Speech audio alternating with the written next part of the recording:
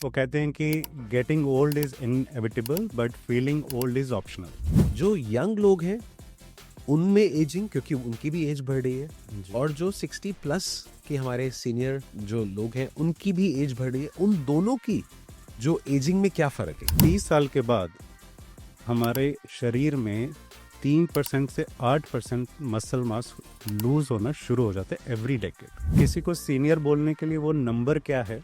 Specially Covid के time पे हमने बहुत देखा 55 और 65 के बीच में थे, उनको काफी ज्यादा डिप्रेशन, लोनलीनेस और बहुत सारी और मेंटल हेल्थ इश्यूज का सामना करना पड़ा। एक तो फिजिकल सपोर्ट, दूसरा इमोशनल पार्ट, तीसरा from a social point of view, चौथा एक हम बात करेंगे from the nutrition point of view which is very important. I don't know, काफ़ी एल्डर को मालूम है कि नहीं कि elder specific helpline which is 14567।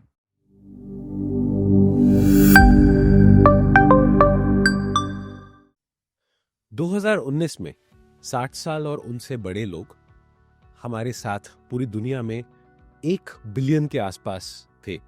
2030 तक ये संख्या 1.4 बिलियन पहुंचने का अनुमान है। 2050 तक ये 2.1 बिलियन संख्या होगी। ये बहुत बड़ा नंबर है हमारे ओवरऑल दुनिया की पॉपुलेशन के परसेंटेज का भी। इसका मतलब है कि हमारे को जीरियाट्रिक केयर, जो कि जिसका मतलब है कि 60 साल 70 साल से ऊपर वाले जो हमारे वृद्ध लोग हैं, जो हमारे एल्डरली हैं, जो हमारे माँ बाप हैं, ग्रैंडफादर हैं, ग्रैंड पेरेंट्स हैं, ग्रैंड मदर्स हैं, उनका ख्याल हम कैसे रखें। आज की दुनिया में, आज के हमारे हेल्थ केयर सिस्टम में उतना उनके लिए अभी कैपेसिटी नहीं है, उतना उनके बारे में उनका ख्याल रखने के लिए हमारे पास स्पेशली इंडिया में उतनी फैसिलिटी भी नहीं है। कैपेसिटी तो सेकेंडरी है। ये सब जानने के लिए और स्पेसिफिकली जीरियाट्रिक केयर के लिए, एल्डरली केयर के लिए, सीनियर केयर के लिए हमारे को किन किन एक्स्ट्रा बातों का ख्याल रखना चाहिए, हमारे को इमोशनल सपोर्ट का कितनी ज़रूरत है, लोनलीनेस कितनी ज़्यादा होती है, उनका अब्यूज़ भी और एक्सप्लॉयटेशन भी काफ़ी हद तक हमारे वृद्ध लोगों का होता है, इनको जानने के लिए आज हैं हमारे साथ स्पेशलिस्ट डॉक्टर सिद्धार्थ बाबा। डॉक्टर सिद्धार्थ बाबा डॉक्टर हैं और इन्होंने जीरियाट्रिक केयर में काम किया हुआ है काफ़ी सालों से, और अभी इमोआ जो कि एक एल्डरली केयर प्लेटफॉर्म है, उसमें क्लिनिकल जो पार्ट है वो पूरा देखते हैं। Doctor Baba, welcome to our podcast. Hello, Dr. Rajiv. Thank you so much for having me, and namaskar to all the viewers. Truly honored to be part of this podcast today. We are very very glad कि आप आज हमारे बीच में हो। हम ये बहुत important point है और हम फटाफट एकदम से कूद जाते हैं टॉपिक पे। Sure. हम पहले जानना चाहेंगे हमारे दर्शकों के लिए कि जो एजिंग होती है, एजिंग को थोड़ा सा अगर आप सरलता से हमें समझाएं कि एजिंग का मतलब क्या होता है और क्या एजिंग हमेशा खराब है? जी डॉक्टर राजीव, तो इसको थोड़ा सरल, जैसे आपने पूछा, सरल तरीके में समझाता हूँ और फिर इसकी थोड़ी सी साइंस के बारे में भी बात करेंगे, बायोलॉजी के बारे में बात करेंगे। तो इसकी एक एनालॉजी लेते हैं doctor Rajiv. Think of our body is like a car. तो जैसे कार नई होती है तो उसका इंजन बहुत स्मूथली काम करता है, ब्रेक इंस्टेंटली रिस्पॉन्ड करती हैं, पेंट बहुत शाइन करता है, वैसे ही हमारी बॉडी यंग एज में कलेक्टिवली बॉडी पार्ट्स बहुत अच्छे से काम करते हैं। तो इसको फर्दर ब्रेक डाउन करते हैं। जो कार का इंजन है वो कार को पावर करता है, पंप करता है एनर्जी उसके सारे बॉडी पार्ट्स में, लेकिन एज के साथ वो इंजन की एफिशिएंसी कम हो सकती है। उसी तरह हमारे शरीर का इंजन है हार्ट। हार्ट नरिश करता है पूरी बॉडी को ब्लड के जरिए, और विद एज हार्ट में भी स्ट्रेंथ कम हो सकती है और हार्ट रिलेटेड इश्यूज आ सकते हैं, जैसे हाइपरटेंशन, हार्ट डिजीज एटसेट्रा। दूसरा, कार के टायर। कार के टायर हमारे जॉइंट्स के जैसे, जैसे जैसे हम कार को ड्राइव करेंगे रफ रोड्स पे तो कार के टायर्स में स्क्रैचेस या उसकी ग्रिप लूज हो सकती है। उसी तरह हमारी डेली एक्टिविटीज़ का इम्पैक्ट जो है वो हमारे जॉइंट्स पे पड़ता है, और उम्र के साथ साथ कार्टिलेज जो जॉइंट के अंदर होता है वो कम होता जाता है, जिसकी वजह से आर्थराइटिस या स्टिफनेस के इशू आ सकते हैं। इसी तरह कार में होती है बैटरी। बैटरी जो है इलेक्ट्रॉनिक्स को पावर करती है, कार को शुरू करती है, लेकिन उसकी मेंटेनेंस नहीं करेंगे तो एक उम्र के साथ, उसकी उम्र के साथ वो बैटरी को रिप्लेस करना पड़ सकता है। हमारे शरीर में एनर्जी सेल्स हैं mitochondrias, right, and with age mitochondria की एफिशिएंसी कम हो सकती है और हमें फटीग महसूस हो सकता है। कार में फिर होते हैं filters, oil filter, fuel filter, right. हमारी बॉडी में फिल्टर है लिवर और किडनी। फिल्टर का काम है टॉक्सिन्स को बॉडी से, कार के फिल्टर का काम है टॉक्सिन को, इम्प्योरिटीज़ को दूर रखना। उसी तरह हमारे लिवर और किडनी का काम है बॉडी से टॉक्सिन को हटाना। पेंट बहुत शाइन करता है न्यू कार में, लेकिन जैसे जैसे हार्श इन्वायरमेंट में एक्सपोज होता है, सनलाइट में एक्सपोज होता है, तो उसकी शाइन चली जाती है, स्क्रैचेस आ जाते हैं।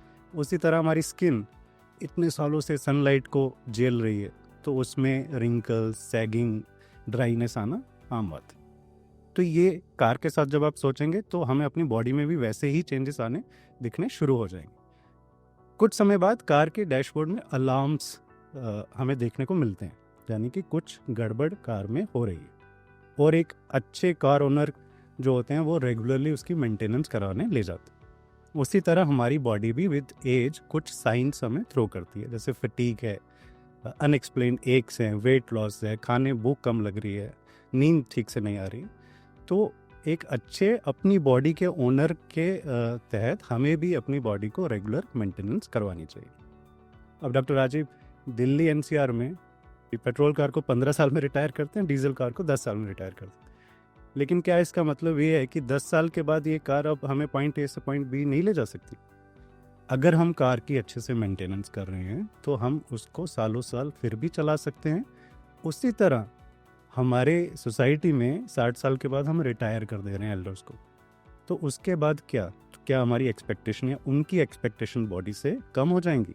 नहीं, हमें उनका collectively as a society, doctors, family member, society, हमें उनका कलेक्टिवली मिल के ध्यान रखना है, ताकि उनके आने वाले जो साल हैं वो गुड क्वालिटी ऑफ लाइफ और हमेशा स्पिरिट से भरे रहे। Thank you. And I think आपने बहुत इंपॉर्टेंट पॉइंट टच किया कि it is important for them also कि वो लोग भी अपने आप को सोसाइटी का पार्ट समझें, उसमें कंट्रीब्यूट करते रहें। इवन अगर 60 साल के बाद उनका एक रिटायरमेंट वाला एक दिमाग में जो बैठ गया है, क्योंकि हो सकता है कि बॉडी कुछ हद तक थोड़ा सा सब ऑप्टिमल लेवल पे अकॉर्डिंग टू कि भाई 30 साल में 40 साल में जैसे आपका शरीर आपका साथ देता है वैसा ना दे जी। लेकिन आपका जो ख्वाहिश है, आपके मन में जो इच्छा है और आप जो इमोशनल सपोर्ट चाहते हैं, स्पेशली वो एज है जब बच्चे भी बाहर जा चुके हैं, आई थिंक वो और ज़्यादा सपोर्ट की ज़रूरत है। जी, वो कहते हैं कि getting old is inevitable but feeling old is optional,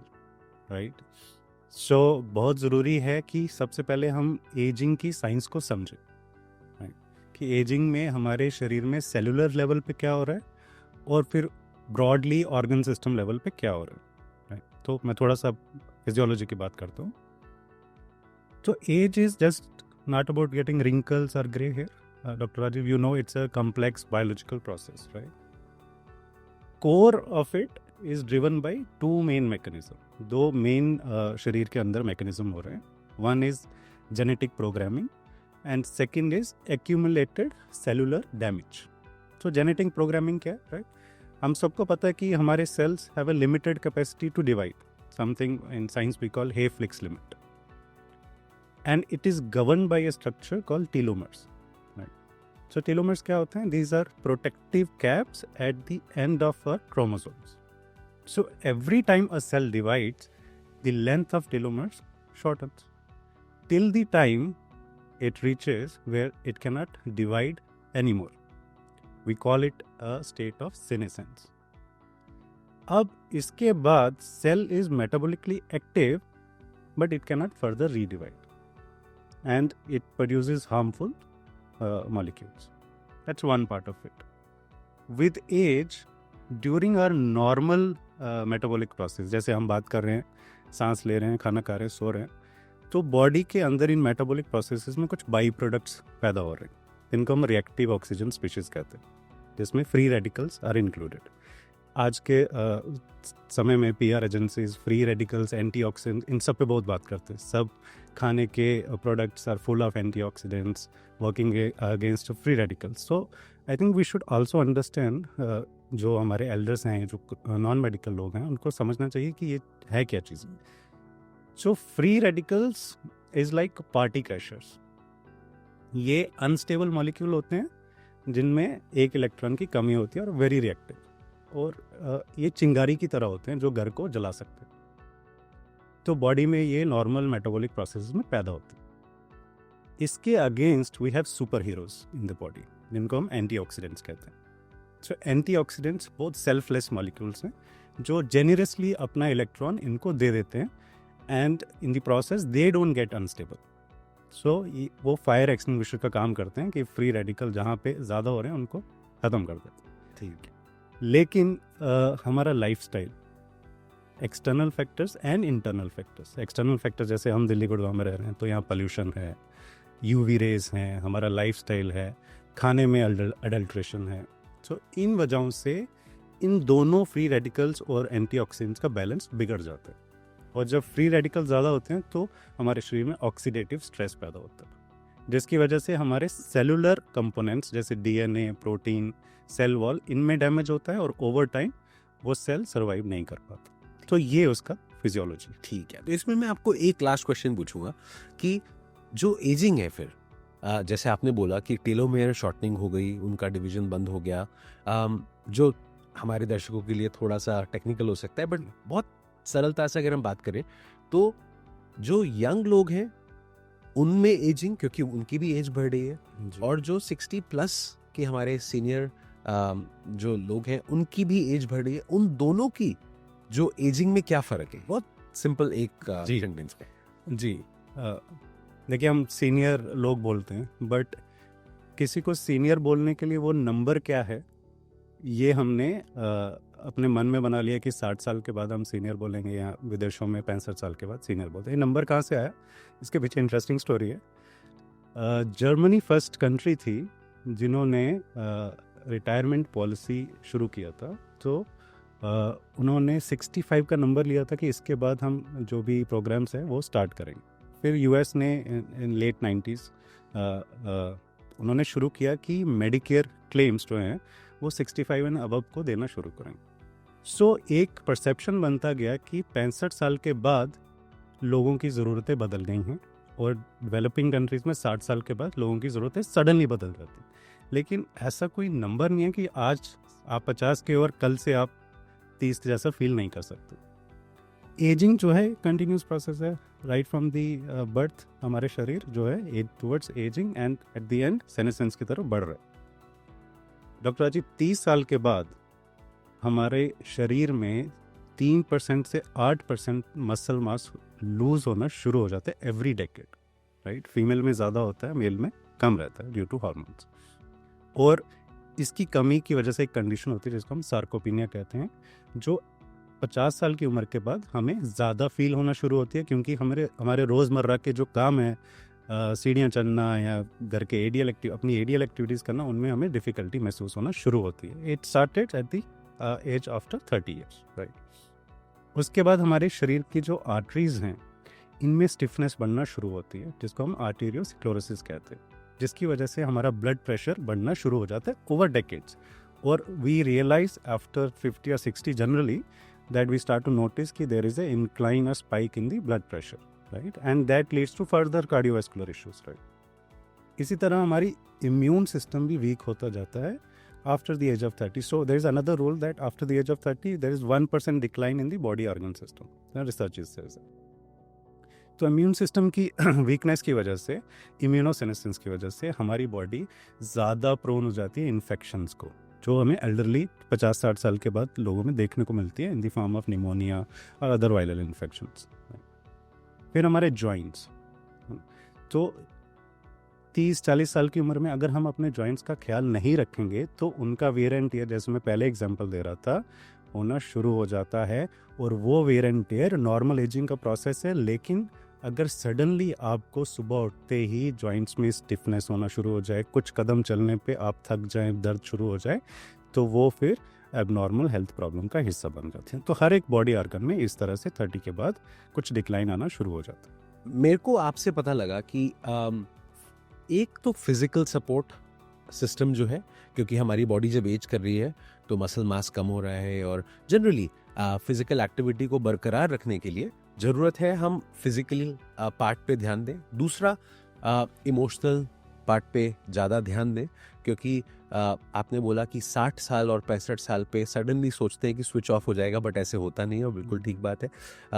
specially Covid के टाइम पे हमने बहुत देखा कि जितना भी लोगों को वो 2 साल 1.5 साल जो कि 55 और 65 के बीच में थे, उनको काफ़ी ज़्यादा डिप्रेशन, लोनलीनेस और बहुत सारी और मेंटल हेल्थ इश्यूज का सामना करना पड़ा। तीसरा, from a social point of view कि how important it is socially, जो है एक एजिंग इंडिविजुअल है वो सोसाइटी का पार्ट बना रहे। वो ज़रूरी है कि वो कितना सोसाइटी के अंदर रहे। ऐसा भी नहीं है कि खाली एक वृद्ध आश्रम बना दिया और दूर कहीं पे उनको डाल दिया, वो गलत है। वो एक कुछ हद तक they should be part of the society आखिरी तक। आई थिंक वो बहुत इंपॉर्टेंट है। चौथा, एक हम बात करेंगे from the nutrition point of view, which is very important, क्योंकि जो एक 30 से 40-50 साल के लोग जो पचा सकते हैं, डाइजेस्ट कर सकते हैं, खा सकते हैं, बॉडी अफोर्ड कर सकती है, वो 60 और 70 ईयर ओल्ड में थोड़ा सा फ़र्क हो जाता है और ज़रूरी भी है उनके वेयर एंड टेयर के लिए। पांचवा, हम आपसे और जानना चाहेंगे, क्योंकि आप इस फील्ड में काम कर रहे हैं, कि जो आजकल की आधुनिकता है, जो टेक्नोलॉजिकल एडवांसमेंट में है, उसमें टेलीमेडिसिन, मेंटल हेल्थ के बहुत सारे प्रोग्राम्स हैं ऑनलाइन, बहुत सारे डायग्नोस्टिक्स ऑनलाइन आप घर पे टेस्ट करा सकते हो।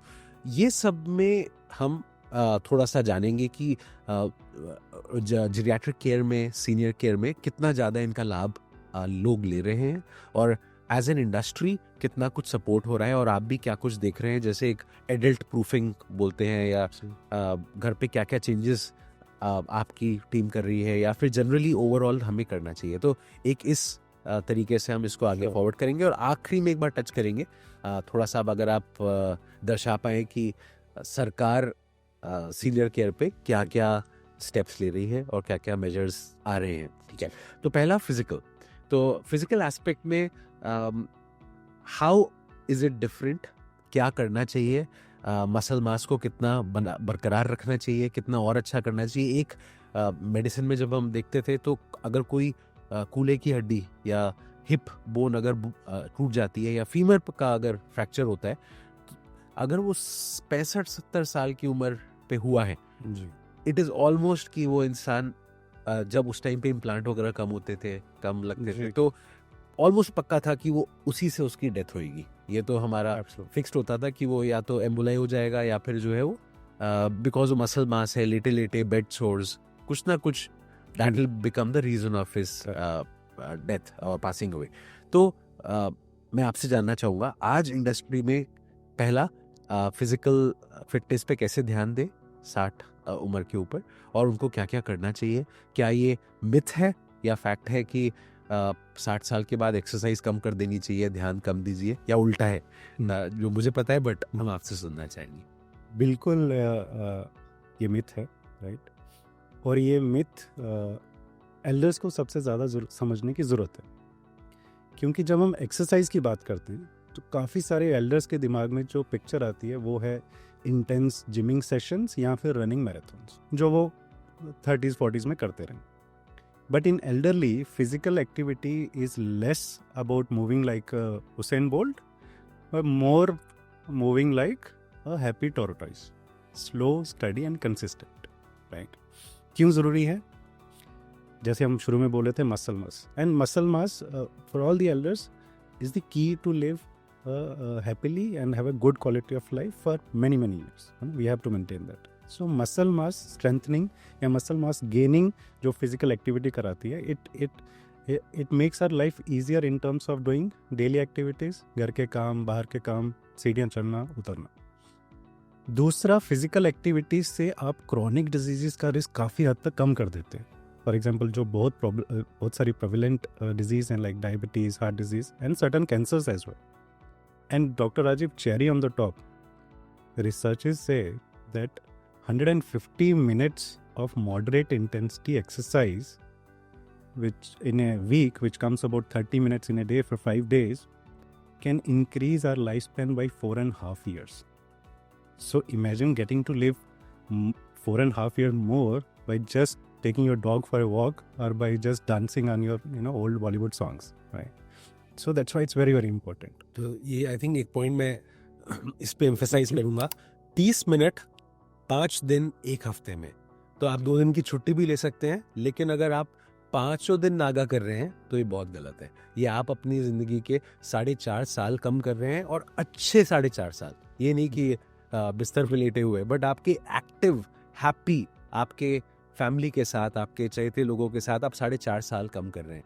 तो अब डॉक्टर बाबा की बात सुने, 30 मिनट 5 दिन एक हफ्ते के अंदर मिनिमम एक्सरसाइज करें, मूव करें, कोई जंप लगाने की जरूरत नहीं है, बट योगा करें। अगर आप 30 मिनट एट ए स्ट्रेच नहीं भी कर सकते तो 10-10 मिनट के इंटरवल्स में, 10-10 मिनट के सेशंस में आप कर सकते हैं। Very good. लेकिन आपको मूव करते रहना सारा दिन। अभी कौन सी एक्सरसाइज हैं जो बहुत ज़्यादा इफेक्टिव है एल्डर्स के लिए और वो आसानी से कर सकते हैं? सबसे नंबर 1 जो एक्सरसाइज सबकी फेवरेट है, सब एल्डर्स की फेवरेट है, मैं जिनसे भी बात करता हूँ, वो है वॉक। फ्री ऑफ कॉस्ट है, ईजी टू डू है, कहीं पे भी निकल के कर सकते हैं। Very good for cardiovascular health, joints और मूड भी बढ़िया कर देती है। एंड स्पेशली अगर आप अपने 3-4 दोस्तों को साथ में लेके जाएं तो आपकी मेंटल हेल्थ भी बढ़िया रहेगी। दूसरी जो मेरी फेवरेट है वो है स्ट्रेंथनिंग एक्सरसाइज। और स्ट्रेंथनिंग एक्सरसाइज का मतलब ये नहीं कि आपको हैवी डंबल्स या बारबेल्स उठाना है, simple weight resistant exercise, body weight resistant exercise, या फिर आप हल्के डंबल से 1 किलो 2 किलो के डंबल से लेके आप कर सकते हैं। This will maintain your muscle mass for long. तीसरी जो कि एल्डर्स की और मेरी दोनों की फेवरेट है वो है swimming. It's a low impact exercise, very good for cardiovascular health, again good for your joints, और एक रीज़न मिल जाता है वो स्विम सूट पहन के फ्लॉन्ट करने के लिए एल्डर्स को। देन साइकिलिंग, चाहे वो स्टेशनरी हो, चाहे आप अपनी बाइक लेके पार्क में निकल जाए। I think every elder should go out in a day, हफ्ते में 1 दिन साइकिलिंग ज़रूर करें। Again low impact on your joints और you will get to feel that air in your hair, right? So वो भी एक अच्छा फील देती है। तो ये एक्सरसाइज तो सबको अपनी रूटीन में इंक्लूड करनी ही चाहिए, and this will have a ट्रेमेंडस benefit, that will ensure good quality of life. Fantastic. To move on to mental health, I think वो second part है, which is very important. Mental health for elderlies, मेरे हिसाब से बहुत ज़्यादा important है। Covid के time पे मैंने अपने घर पे भी देखा, बाहर भी देखा, बहुत सारे लोगों ने मुझे कांटेक्ट किया, उनके पेरेंट्स, उनके ग्रैंड पेरेंट्स, सबको कुछ ना कुछ दिक्कत हुई। वो 1.5-2 साल घर पे रहने की उनको आदत नहीं थी, अपने कंट्रोल को छिन जाने का एक भय था। स्पेशली जो 60 को पार कर चुके थे या 60 के आसपास भी थे, उनको बहुत दिक्कत हुई। तो उस पर भी आप थोड़ा बताएंगे हमें? डेफिनेटली बोलने की ज़रूरत नहीं है, लेकिन mental health becomes even more important because 2 चीज़ों का आपको बहुत ज़्यादा डर लगने लगता है। पहला कि आप अपने आपको लगने लगता है कि एंड ऑफ लाइफ वाला स्टेज आ गया है, जैसे आप खाली होते हो आपके दिमाग में ख्याल आते हैं। दूसरा कि आपका जो एक वो स्टेज ऑफ पावर है, जो आपका अभी तक आप अगर हेड ऑफ द फैमिली थे, एक अल्फा मेल थे, तो आपका वो जो छिन रहा है, आपका जो क्राउन है वो आपसे छिन रहा है कि आप वापस अब नहीं रह पाओगे, और आपकी जो गद्दी है वो आपसे छिन रही है। ये 2 जो डर हैं, ये रियल हैं, बट आपसे जानना चाहेंगे। Very very real, doctor Rajiv. In fact the data says that in India 60 and above elders is prevalence of 15 to 20% of some mental challenge that the elders are facing, right? And in that, depression and anxiety tops the list, right? It's like 1 in 5 individual, right? And problem is most of these cases go undiagnosed, क्योंकि लोग अक्सर इसको part of normal ageing बोल के मान लेते हैं और इसको इग्नोर करते हैं। But how can we ignore it, right, when our retirement years, जो हमारी लाइफ के बेस्ट ईयर हम सोचते हैं कि रिटायरमेंट के बाद हम ये करेंगे वो करेंगे, if we are miserable in those years, then this can't be part of normal age, right? Depression in elderly is different than what we see depression in younger adults, right? It's not, it will not make you sad. जैसे आप देखते हैं कि younger adults में it will make you sad, isolated, आप किसी से बात नहीं करो. यहाँ पे it can manifest in different ways, जैसे irritability, fatigue, unexplained body aches, right? So these features are different than what we read in books, right? Anxiety is not like panic attacks. Anxiety in elders is like relentless worrying about something, mostly about their health and finances, right? So अगर आप family में आपके grand parents हैं, parents हैं, तो आप notice करिए कि अगर आपके ग्रैंड पेरेंट्स अब इवनिंग वॉक में या दोस्तों के साथ बाहर जाना बंद कर दिए, या अभी वो पॉलिटिक्स पे पहले बहुत बात करते, अब नहीं कर रहे हैं, क्रिकेट पे बहुत बात करते थे, अब नहीं कर रहे हैं, तो this could be a sign of some sort of depression setting in, right? Anxiety, if they are relentlessly worrying about something, cell की बैटरी जैसे कुछ हमारे एल्डर्स हैं, they are worrying about batteries in their remotes, they are worrying about unnecessary things, so this could be sign of anxiety, right? Many elders will keep on pacing around the house, जैसे वो कुछ murder mystery solve करने वाला है, relentlessly walking here and there. So these are the signs of anxiety in elders. And then there is third thing which everyone is scared about, right? That's dementia, cognitive decline, right? We have to understand that cognitive decline in elderly is not all or nothing. ऐसा नहीं कि आप सब भूल जा रहे हो या फिर आपको बिल्कुल ठीक ठाक हो, right?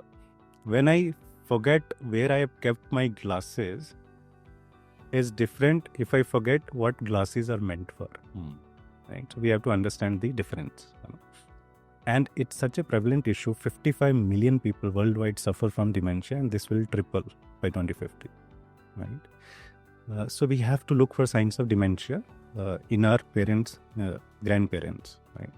चीज़ों को, रोज़मर्रा की चीज़ों को मिसप्लेस करना इन यूजुअल प्लेसेस, जैसे आपने टीवी का रिमोट फ्रिज में रख दी, चाय बनाना भूल गए, चाय कैसे बनती है वो आपको भूल गए, आप सेंटेंसेस रिपीट कर रहे हैं, आप एक कन्वर्सेशन कर रहे हैं, and then again you ask the similar questions, right? these are early signs of cognitive decline. We have to look for these signs. And क्या कर सकते हैं? I think for mental health, 3-4 things which are very universal for any other issues in the elderly. One is again remain physically fit. अगर हम physical activity करते हैं तो it boosts the blood circulation in the brain, right? Which will then help us with coping with these challenges. Then eating good nutritious diet, right? Staying connected socially, right? जितना loneliness और social isolation से हम दूर रहेंगे, उतना ज़्यादा हम mental health को improve कर पाएंगे. And then lastly, laughter. I think we should not forget how important is to laugh and take things lightly in life, right? So इसमें family का role बहुत important हो जाता है. So this is about the mental health part. Sure. No, I think this is very important. I think, and also आपने थोड़ा सा touch किया था, कॉग्निटिव डिक्लाइन ऐसा नहीं है कि होएगा ही होएगा अगर आप एक्टिव रहते हैं फिजिकली और आप मेंटली अपने आप को एंगेज रखते हैं. दो बहुत सिंपल एक्सरसाइजेस लोग बोलते हैं, या तो नई लैंग्वेज सीख लो या थोड़ा मैथमेटिक्स के सवाल सॉल्व कर लो, तो आपका जो न्यूरॉन्स है वो फायर करते रहते हैं, आपका जो कॉग्निटिव एबिलिटी है वो बनी रहती है. और काफ़ी हद तक अगर आप फिजिकल एक्सरसाइज करते रहते हैं, सोशली आप इंटरेक्टिव हैं, कम्युनिकेशन कर रहे हैं, दोस्तों से मिल रहे हैं, आपका ग्रुप अच्छा है इवन एट दैट एज, और आप जैसे कई सारे हम लाफ्टर क्लब्स देखते हैं सोसाइटीज़ में, अगर आप वो सब कर रहे हैं तो आपका मेंटल बैलेंस भी ठीक रहता है और आप एजिंग को और ग्रेसफुली एक्सेप्ट करते हैं और अपनाते हैं. With age, Dr. Rajiv, after the age of 60, there's 0.5 to 1% brain cell loss every year happening. That's happening, इसमें हम कुछ नहीं कर पा रहे. But that doesn't mean everything is going to, you're going to forget everything. Brain is such a awesome that organ that we have, that it is still capable of something we call neuroplasticity. to adopt or learn newer things even in the later years. Right? So just like good gym session, हमको brain को भी एक अच्छा session activity का देना है. For example, I'll just love to play crosswords, Sudoku. These are very, very important brain stimulating games. I think the grandkids can play a very important role. They can play chess with them, they can play Ludo with them, and ask the elder to play for win. Don't just participate. Play for win. Think of the ways that how you can win in a game. That will stimulate the brain. And then, of course, learning a new language or learning a new music instrument, learning a new skill. I think we should encourage our elders to get out of the house, go take a class, go learn something new that they are fond of. This will definitely take care of the cognitive decline. Great. And जैसे जैसे हमने बात करी, एक अपने आप जो तीसरा पॉइंट था, social interaction, social communication, loneliness, ये ऑटोमेटिकली निकल के आ गया कि अगर मेंटल हेल्थ ठीक रखनी है तो आपको सोशली भी इंगेज्ड रहना है, कम्युनिकेशन करते रहना है, अपना ग्रुप, जो भी आपका ग्रुप है, दोस्तों का, फैमिली का, ग्रैंड चिल्ड्रन का, वो बरकरार करके रखना है और आपको इंगेज करके रखना है. मुझे याद है, एंड स्पेशली पहले और अभी भी तक काफ़ी हद तक जॉइंट फैमिलीज़ में काफ़ी हद तक उसका अपने आप ही हो जाता है कि भाई आप socially you are engaging with your grandchildren. आप, मेरे को याद है मेरे दादाजी मुझे मैथ और इंग्लिश सिखाते थे और वो भी आखिरी तक he was very aware of क्या हो रहा है, कैसे हो रहा है. तो I think it is important कि आप सोशली भी अपना जो आपका स्टेज है, आपका लाइफ का, आपका दोस्तों का सर्कल है, फैमिली का सर्कल, उसको बरकरार करके रखें, उसको अलग ना होने दें आप. एंड आई थिंक यहाँ पे बच्चों का, ग्रैंड किड्स का बहुत ज़्यादा इंपॉर्टेंस आ जाती है कि वो लोग ना अलग कर दें. सो लोनलीनेस जो है ये एल्डर्स के लिए एक हेल्थ रिस्क. एक स्टडी पब्लिश हुआ था in the journal prospectives on psychological science, if I am not wrong, जिसमें उन्होंने loneliness and mortality risk study किया था. जो स्टडी का result was shocking. It showed that loneliness is as bad as smoking 15 cigarettes a day और having chronic obesity. उन्होंने loneliness and social isolation ये बताया कि it is associated about 26 to 32% ज़्यादा रिस्क हो जाता है for the elders of getting premature deaths. Right. So loneliness is emotional state नहीं है, हेल्थ रिस्क है. क्यों हो रहा है एल्डर्स में लोनलीनेस? अगर हम सोचेंगे सोशली आइसोलेटेड क्यों हो रहे हैं एल्डर्स, पहली बात डॉक्टर राजीव, आपको और मेरे को अगर अपना एंगेजमेंट करना है तो हम क्या करेंगे? हम घर से बाहर जाएंगे, कहीं क्लब जाएंगे या दोस्तों के साथ बैठेंगे. लेकिन एल्डर्स 50-60 साल के बाद they have mobility issues. Right. उनके लिए स्टेयर पे चढ़ना माउंटेन क्लाइंबिंग बन जाता है और जो हमारे रास्ते हैं वो ऑब्स्टेकल कोर्सेज बन जाते हैं. They feel safe inside. Right. बहुत सारे हमारे एल्डर हैं एट इमोआ जिनको वॉक करने के लिए बाहर जाने में अब डर लगता है, क्योंकि पार्क में जो फुटपाथ है वो ऊपर नीचे होते हैं, अनइवन होते हैं, तो गिरने का रिस्क बढ़ जाता है. तो अब उन्होंने बाहर जाना ही बंद कर दिया. दूसरा, एल्डर की लाइफ में लाइफ ट्रांजिशंस हो रहे हैं. आफ्टर 58 और 60 वो रिटायर हो जाते हैं. तो उनका जो एक डेली का रूटीन बना हुआ था, नाउ सडनली वो पास हो गया. तो they don't know how to start again. अब लाइफ में आगे दोबारा क्या करें? बहुत सारे एल्डर्स में स्पाउस या फ्रेंड्स का डेथ के बाद, लॉस के बाद, they feel very emotionally isolated. Right. तो वो जो चाय पे जो चर्चा होती थी, अब वो चुपचाप घर के अकेले कमरे में बैठ के चाय पी रहे. फिर ट्रांसपोर्ट, हमारी कंट्री में transport is also not Elder friendly. Right. अभी कहीं जिनके पास गाड़ी नहीं है, जो अब ड्राइव नहीं कर सकते, उनको पब्लिक ट्रांसपोर्ट लेके कहीं जाना, कहीं पहुंचना उनके लिए बहुत मुश्किल की बात है. फिर जो फैमिलीज़ हैं वो भी सेपरेट हो रहे हैं. सो बच्चे काम के सिलसिले में या दूसरी सिटीज़ में जा रहे हैं या विदेश जा रहे हैं. और इसमें बच्चों की गलती नहीं है. Mostly they are living the dreams of their parents. और पेरेंट्स ने हमको बोला कि पढ़ो लिखो, बाहर विदेश में जाके काम करो, अब तो हम उन्हीं के ड्रीम को फॉलो कर रहे हैं. But in following that dream हमारे एल्डर्स, हमारे पेरेंट्स पीछे छूट जा रहे हैं. राइट. तो इस वजह से जो लोनलीनेस है और सोशल आइसोलेशन है, ये बहुत बड़ा एक फैक्टर बनता जा रहा है एल्डर्स की लाइफ में. नहीं, फिर आई थिंक ये बहुत इंपॉर्टेंट है. और यही अगर मैं सोचूं कि क्योंकि अकेला होते जा रहे हैं जो सीनियर जिनको केयर चाहिए, जो जीरियाट्रिक केयर चाहिए, 60 ईयर 70 ईयर प्लस, उनके साथ एक अगली प्रॉब्लम भी आ जाती है, विच इज़ न्यूट्रिशनल डेफिशिएंसीज, क्योंकि उनको अब अगर वो अकेले हो गए हैं तो अपना खाने का भी ध्यान नहीं रख रहे हैं। अगर 2 लोग घर पे रहते हैं, हस्बैंड वाइफ, दादा दादी, तो उनको भी अब कम खाना बनाने में ठीक लगता है कि कौन ज़्यादा इलेबोरेट खाना बनाएगा, जिसका मतलब होता है कि वो ना फल फ्रूट अच्छे से खा रहे हैं, ना वो खाना पूरा खा रहे हैं, जिससे जो उनका डिक्लाइन है, nutritional decline, which will eventually impact आपका physical health and your mental health. तो आपके दोनों चीज़ों को आपको वो कम कर रहा है, राइट? माल न्यूट्रिशन अगर हम इसको इस कैटेगरी में रखें तो ये बहुत एक बर्निंग टॉपिक है और बहुत इम्पॉर्टेंट टॉपिक है, क्योंकि काफ़ी सारी प्रॉब्लम्स हमारी बॉडी में न्यूट्रिशनल डेफिशिएंसीज की वजह से हो रही हैं और इसको ना एल्डर समझ पा रहे हैं ना फैमिली वाले समझ पा रहे हैं। एक तो प्रैक्टिकल चैलेंजेस आपने जो डिस्कस कर बताए वो तो हैं ही, बट बायोलॉजिकली फिजियोलॉजिकली कुछ हो रहा है। तो 50 साल के बाद देखिए खाने के साथ हमारा एक इमोशनल कनेक्शन रहता है, राइट? उसकी स्मेल, उसका टेस्ट, उसको दिखने में अच्छा लगना चाहिए। तो ये तीनों ही सेंसेस एज के साथ कम होती जा रही हैं। हमारी टेस्ट की सेंस, टेस्ट बर्ड कम हो रहे हैं, हमारी सेंस ऑफ स्मेल जा रही है और नज़र भी कमज़ोर होती जा रही है। तो एक जो खाने के साथ पर्सनल कनेक्शन था वो कम होता जा रहा है, जिसकी वजह से हमें एपेटाइट में कमी होती जा रही है। दूसरा, हमारी बॉडी में एक हार्मोन होता है ग्रेलिन, जो हंगर हार्मोन जिसको हम कहते हैं, वो भी एज के साथ कम होता जाता है। तो हमें अब भूख लगना कम हो गई है बाय डिफ़ॉल्ट।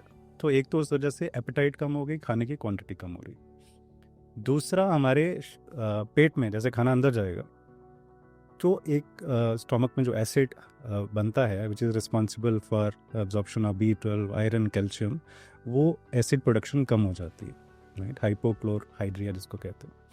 तो उस वजह से भी अगर हम खाना खा भी रहे हैं तो एब्जॉर्प्शन कम हो रही है, न्यूट्रिशनल डेफिशिएंसीज हो रही है। तीसरी चीज़ जो बच्चे अक्सर कहते हैं कि हम तो बना के लेके जाते हैं पर ये खा ही नहीं पाते। प्रॉब्लम ये है कि जैसे ही वो मुंह में कुछ डालते हैं उनके दांत अब गिव अप कर गए। तो वो जो क्रंची वेजिटेबल्स, नट्स वो पहले खा पाते थे, अब नहीं खा पाते। तो इस वजह से भी डेफिशिएंसीज हो रही। फिर कुछ एल्डर्स के लिए फाइनेंसेस भी एक दिक्कत है, राइट? आज की डेट में आप ऑर्गेनिक चीज़ें खाना है, अच्छी फल फ्रूट खाना है तो महंगे मिलते हैं, तो सब एल्डर्स अफोर्ड भी नहीं कर पाते एक बैलेंस डाइट को ले पाना।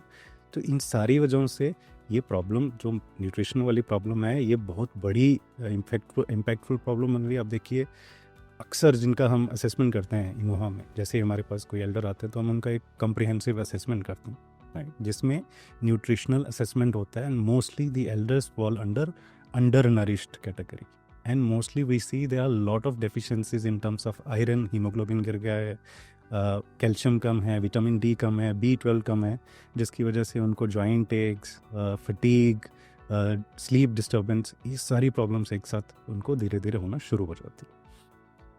आई थिंक इसको करेक्ट करने के लिए ये एक कलेक्टिव रिस्पॉन्सिबिलिटी है डॉक्टर की, एल्डर की खुद की और फैमिली मेम्बर्स की। डॉक्टर का काम है, फिजिशियन का काम है डिटेक्ट करे कि कहाँ पे जो न्यूट्रिएंट्स हैं उनकी कमी हो रही है, एल्डर को काउंसल करें और हो सके तो एक पर्सनलाइज्ड या कस्टमाइज उनको चीज़ें एक प्लान बना के ज़रूर दें। एल्डर की रिस्पॉन्सिबिलिटी है कि खाने को फ्यूल की तरह समझे, ना कि कोई ट्रेडिशनल रूटीन की तरह समझे, राइट? तो खाने से उनको जितनी स्ट्रेंथ और जितनी ताकत मिलेगी वो दवाइयाँ कभी भी नहीं दे पाएंगी। तो काफ़ी सारी प्रॉब्लम्स आपके अच्छे खाने से, बैलेंस डाइट से ही दूर हो सकते हैं। एंड फैमिली का काम ये है कि मील टाइम को एक हैप्पी टाइम बना के रखें। Everyone should get together, have a laugh, share meals in the family with kids and grandkids and grandparents, ताकि एक खाने का समय को एल्डर्स लुक फॉरवर्ड करें, उसका वेट करें, ताकि सब फैमिली लोग बैठ के एक साथ कर। आई थिंक इन तरीक़ों से हम इसको थोड़ा सॉल्व किया जा सकता है। बिल्कुल नहीं, I think and this is what brings me to the one of the last topics of sub segment कि भी इसमें हम काफ़ी कुछ टेक्नोलॉजी का भी इस्तेमाल कर सकते हैं कि अब जितने भी 60 ईयर्स, 65, 70 ऑलमोस्ट सब लोग व्हाट्सएप बड़े आराम से इस्तेमाल कर लेते हैं। आपका जो कंपनी है इमोहा, इवन आप लोग भी एक इमोहा डॉटर जैसे आपने बताया प्रोवाइड कराते हैं, which is a virtual agent which helps you and supports you. तो आई थिंक इवन अगर आपको अपने ख्याल रखना है तबीयत का, तो आपके पास टेलीमेडिसिन टाइप की फैसिलिटी है कि आप कॉल कर सकते हो, डॉक्टर को समझ सकते हो, बता सकते हो, क्योंकि उस एज तक नॉर्मली डायबिटीज़, हाइपरटेंशन, जो क्रोनिक डिजीज़ेज़ हैं, कुछ ना कुछ तो होता है जिसका रिक्वायरमेंट है कि वो जल्दी से जल्दी हम उसको एड्रेस करें। अगर हम ज़्यादा टाइम लगाएंगे तो उतना ज़्यादा नुकसान भी जल्दी हो सकता है। जी। तो I think telemedicine is one. दूसरा, आजकल इवन टाटा वानिम जी, हम आपको घर पे फ्लेबोटमिस्ट आप बोल सकते हो, और आपको हम होम सैंपल कलेक्शन हो सकता है जिसकी आपको जल्दी से जल्दी जांच की रिपोर्ट मिल सकती है, खून के जांच की रिपोर्ट। तो ये भी इम्पॉर्टेंट चीज़ें हैं कि आप रेगुलर अपना टेस्ट कराते रहें। आपको उससे न्यूट्रिशन का भी पता लगेगा, उसमें आप विटामिन्स वगैरह चेक करा सकते हो, अपने इलेक्ट्रोलाइट्स इम्बैलेंस के बारे में पता कर सकते हो, विच इनडायरेक्टली और डायरेक्टली टेल्स यू कि आपका बाकी बॉडी सिस्टम ठीक चल रहा है कि नहीं चल रहा। बिल्कुल। ये सब आप चीज़ें कर सकते हैं। तीसरा पॉइंट आई थिंक जो मैंने बोला था कि adult proofing of the houses, जी। जहाँ पे आप काफ़ी रोल प्ले कर रहे हैं, फॉल डिटेक्शन, कि कोई गिरने वाला है तो कोई कैमरा वगैरह कैच कर ले, या अगर कोई इमरजेंसी का बटन है तो वो वहाँ पे हम आज कितना काम कर रहे हैं। आई थिंक इंडिया में थोड़ा कम हो रहा है अभी के लिए, बट मेरे को ट्रेंड दिख रहा है कि ये बढ़ रहा है। ये this is a rising trend and not just a trend, requirement, कि आपको ज़्यादा फैसिलिटीज़ चाहिए, आपको ज़्यादा कैपेसिटी बढ़ानी पड़ेगी, जिस हिसाब से हमारा percentage of elderlies in the country जो बढ़ रहा है। हमारे लिए बहुत ज़रूरी है कि हम सीनियर केयर होम्स रेडी करें, एंड नॉट जस्ट एक senior care home but may be an inclusive senior care home जो सोसाइटी का भी पार्ट रहे। तो इसमें आप एडल्ट प्रूफिंग वगैरह जो एक पॉइंट था उस पर आप बताएं थोड़ा, आप लोग कैसे काम कर रहे हैं, क्या? जी डॉक्टर राजी, एडल्ट प्रूफिंग, जिसको हम एल्डराइजेशन हम कह रहे हैं, होम एल्डराइजेशन कह रहे हैं। तो इसमें देखिए, ये एक बहुत बड़ा रिस्क फैक्टर है एल्डर की लाइफ में, बिकॉज लॉट्स ऑफ फॉल जो एल्डर के एक लाइफ स्पैन में होते हैं वो घर में होते हैं, right. 90% of the fall which are happening, and most of these falls are causing major issues, and some falls are even life threatening, right? So ज़्यादातर जो एल्डर गिर जा रहे हैं घर में गिर रहे हैं, और क्यों गिर रहे हैं?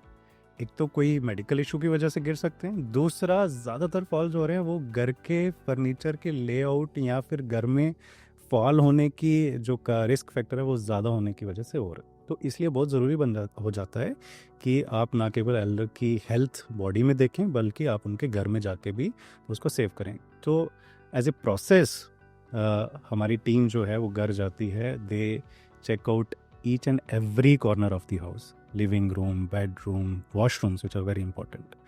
Doctor Rajiv, you will be surprise to know, अगर मैं आपको पूछूं कि ज़्यादातर फॉल एल्डर के घर के किस हिस्से में होते होंगे, सो you might say कि वॉशरूम में होते हैं क्योंकि गीला है, but the stats say that it is happening in the living room. ऐसा क्यों हो रहा है? हमारे एल्डर्स को लगाव बहुत है अपनी चीज़ों से, तो ओवर द टाइम जितनी चीज़ें उन्होंने इकट्ठी कर रखी होती है उनको वो लेट गो नहीं करते हैं, and it causes a clutter of stuff inside the house. और आप जब उनके घर जाएंगे तो you'll see कि जो वॉकिंग कॉरिडोर है वो बहुत नैरो है, या फिर उसके रास्ते में काफ़ी सारी ऐसी चीज़ें हैं जिनसे वो ठोकर खा के गिर सकते हैं। तो हमारा काम यह है कि हर एक हिस्से का इवैल्यूएशन करें और उनको बताएं कि ये चीज़ आपके लिए रिस्क फैक्टर है गिरने का, तो इसको हटा दिया जाए, या फिर अगर घर में कुछ मॉडिफाई करने की ज़रूरत है, जैसे आपके वॉशरूम में एंटी स्किड टाइल्स हम जाके चेंज करते हैं, वॉशरूम के बेसिन के कॉर्नर्स, शॉर्प कॉर्नर्स अगर गिर जाएं तो कॉर्नर टकरा के ब्लीडिंग हो सकती है, तो उसको हम करेक्ट करते हैं।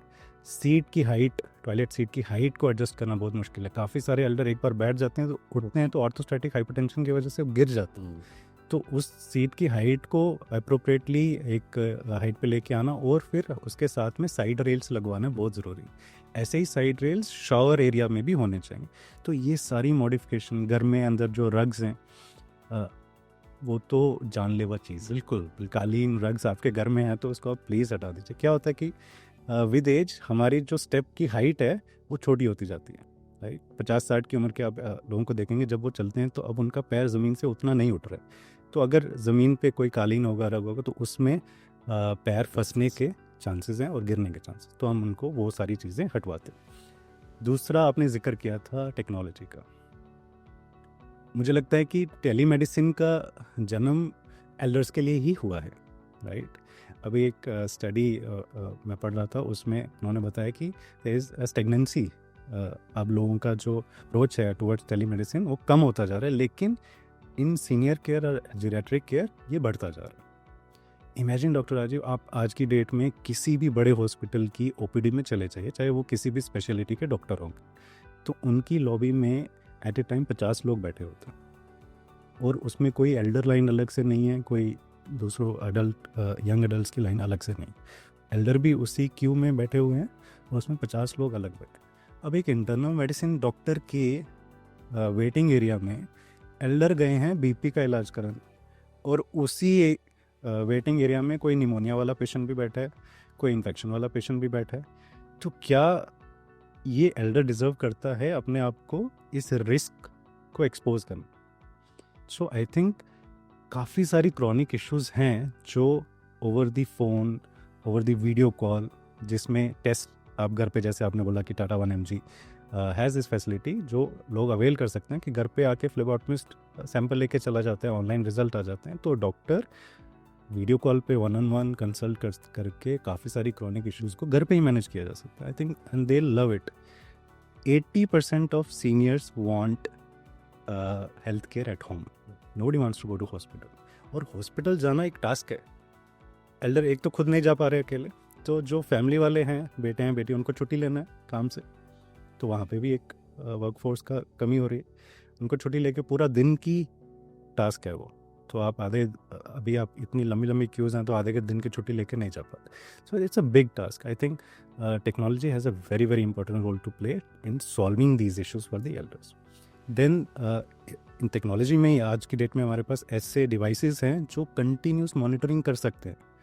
पहले बीपी जांच करने के लिए हॉस्पिटल जाना पड़ता था, नर्स को लाना पड़ता था, अब ऐसे डिवाइसेस हैं जो आप अपने हाथ पे बांध लीजिए या गले में पहन लीजिए, वो आपकी स्लीप, बीपी, ऑक्सीजन लेवल्स, आपके पल्स रेट को नाप के, और आपके स्टेप काउंट आपने कितने करें हैं, जितने हमने आपको एडवाइस किए उतने करें कि नहीं, वो नाप के real time data backend team को देते हैं, ताकि हम उसको देख के जो भी करेक्शंस करनी है या जो एडवाइस देनी है वो दे सकें। So technology has played a very big role as far as I am concerned in taking care of elderly. Fantastic. No, that's very true.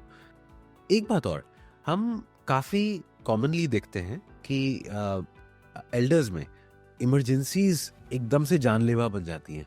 तो स्पेशली अगर किसी को अस्थमा था या किसी को हार्ट अटैक हो गया या एकदम अभी चोट लगी है, फॉल, जैसे हमने बात करी कि आप कारपेट पे पैर फंसने से गिर गए, या फिर आपको और कोई इमरजेंसी हो गई, तो उसमें हमारे को specially when it comes to senior care, तो वहाँ पे क्या अलग करने की ज़रूरत है as compare to somebody who is 35, 40, 50? Correct doctor Rajiv, this is very very important. तो इसमें हमको as a family and as a elder, हम इमरजेंसीज़ के लिए कितना प्रिपेयर हैं, कितना हम एंटिसिपेट करके हम अपने आप को तैयार रखते हैं इमरजेंसी हो जाए तब के लिए, ये बहुत इम्पॉर्टेंट पार्ट है। सो आप जिस भी एरिया में रह रहे हैं, फर्स्ट ऑफ ऑल आप आइडेंटिफाई करिए कि आपके नियरेस्ट हॉस्पिटल कहाँ पे आप जाना, आपकी चॉइस क्या है, कहाँ पे जाना आप पसंद करेंगे in case of any emergency, right. ज़्यादातर ये आपके जो ट्रीटिंग डॉक्टर है उन्हीं के हॉस्पिटल में ही लोग जाना पसंद करते हैं, तो आप इंश्योर करिए कि उस हॉस्पिटल का इमरजेंसी नंबर, आसपास की एम्बुलेंस का नंबर आप घर में अलग अलग जगहों पे लिख के रखें और एल्डर के फ़ोन में सेव करके स्पीड डायल में रखना चाहिए। जैसे इमोहा में हम क्या करते हैं, जो हम थोड़ा सा टेक्नोलॉजी का सपोर्ट ले रहे हैं यहाँ पे, हमने बहुत सारे इमरजेंसी एक्टिवेशन वाले डिवाइस घर में इंस्टॉल करे हुए हैं, और हर एक एल्डर के फ़ोन में एक इमरजेंसी नंबर हमने सेव करा हुआ है, और उनकी ऐप में भी वो पहले ही होम पेज पे रहता है। तो अगर उनको कुछ अनईजी लग रहा है या उनको लग रहा है कि कुछ पैनिक स्टेट क्रिएट हो रही है, तो उनको बस उसको प्रेस करना है, और हमारी टीम जो बैकएंड पे है विदिन अ मिनट उनको कॉल करती है, और डॉक्टर को ऑन कॉल लेके समझते हैं कि ये इमरजेंसी किस नेचर की है। क्या ये ऐसी, हम कई बार अक्सर एल्डर किसी छोटी बात को भी पैनिक होके उसको इमरजेंसी समझ लेते हैं। तो हमें इंश्योर करना है कि क्या ये सिचुएशन एब्सोल्युटली वारंट करती है कि इनको हॉस्पिटल में शिफ्ट किया जाए, या कुछ ऐसा हो सकता है कि घर पे ये मैनेज हो जाए। दूसरा, एम्बुलेंस नियर बाय एम्बुलेंस के साथ कनेक्ट रहता है और विदिन 30-40 मिनट्स एक एम्बुलेंस घर पे आके आपको इवैक्यूएट करके ले जा सकती है। सिमिलरली हर एक एल्डर को इंडिया में ये टेक्नोलॉजी का सपोर्ट लेना चाहिए। जैसे आप बात कर रहे थे, आप गिर गए, so there are fall detection devices जो फॉल को डिटेक्ट कर लेते हैं। तो अगर आप इम्पैक्टफुली कहीं गिर रहे हैं तो they will immediately detect it through motion sensing and they will raise an alarm to the family members और whosoever you want be responsible for handling that situation. So ये बहुत ज़रूरी है घर में, हर घर में, आसपास के हॉस्पिटल आसपास। और इमरजेंसी हमेशा मेडिकल इमरजेंसी नहीं होती, दूसरी तरह की भी इमरजेंसी हो सकती है। तो इसलिए पुलिस का नंबर, फायर ब्रिगेड का नंबर और हॉस्पिटल का नंबर सबके घरों में रहना चाहिए। ठीक है। इसके साथ एक और बड़ा दिलचस्प था, हमने न्यूट्रिशन की बात करी, हमने हेल्थ केयर एट होम की बात करी। आई थिंक बहुत ज़रूरी है कि हम एक कॉम्प्रिहेंसिव हेल्थ चेकअप भी कराते रहें, रेगुलरली कराते रहें, रूटीन हेल्थ चेकअप कराते रहें, जो कि ब्लड चेकअप तो है ही, बट साथ में उसके अलावा भी specially when it comes to females, तो 40 साल के बाद जो मैमोग्राफी वगैरह चालू होती है वो भी चलती रहे। जो एल्डरली मेन हैं उनके प्रोस्टेट के टेस्ट होते रहें रेगुलरली। तो जो भी बीमारियां क्रोनिक वाली आ सकती हैं, chronic diseases whatever can hit you, उसको हम रूटीनली प्रिवेंटिव तरीके से प्रिकॉशनरीली चेक कराते रहें। जी डॉक्टर राजीव, जैसे हम बात कर रहे थे ऑफलाइन कि age itself is a risk factor, right, for us. So after a specific age, let's say हमने मार्क कर लिया 60 साल 55 साल के बाद, तो हमारी जो स्क्रीनिंग प्रोफाइल है वो थोड़ी डिफरेंट हो जाती है कंपेयर टू समबडी हुज 30 और 40 ईयर।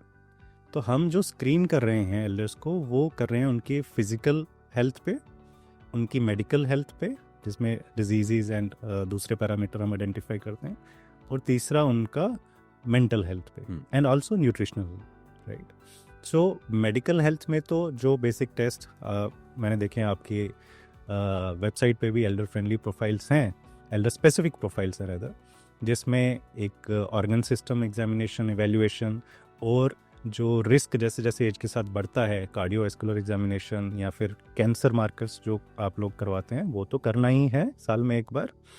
इसके साथ साथ फिजिकल इवैल्यूएशन, जिसको हम part of comprehensive geriatric assessment में करवाते हैं, जिसमें क्या आप अब अपने रोज़मर्रा के काम खुद से कर पा रहे हैं या आप अब धीरे धीरे डिपेंडेंट होते जा रहे हैं, राइट, जिसको हम ADL कहते हैं, एक्टिविटीज़ ऑफ डेली लिविंग। इसका एक असेसमेंट, और ये नॉन इन्वेजिव टेस्ट होते हैं, क्वेश्चनर बेस्ड टेस्ट होते हैं, right.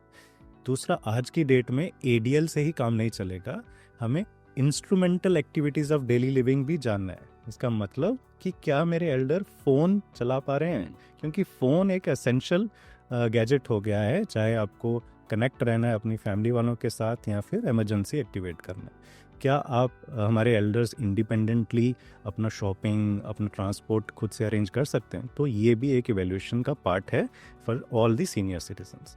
Then we also evaluate the elder on risk of fall, right. We evaluate the elder on muscle mass loss, जिसको sarcopenia कहते हैं, एंड फ्रेलिटी। तो ये भी पार्ट ऑफ स्क्रीनिंग है एल्डर का in terms of physical test.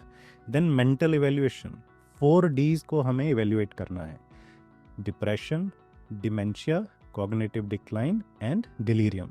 And all these are questionnaire based test जो self जिनका आंसर पढ़ के उनको देना है, and we can come to a conclusion कि whether depression signs set in कर रहे हैं कि नहीं, अगर कर रहे हैं तो माइल्ड हैं, मॉडरेट हैं या सीवियर हैं, और इन पे क्या इंटरवेंशन होनी चाहिए।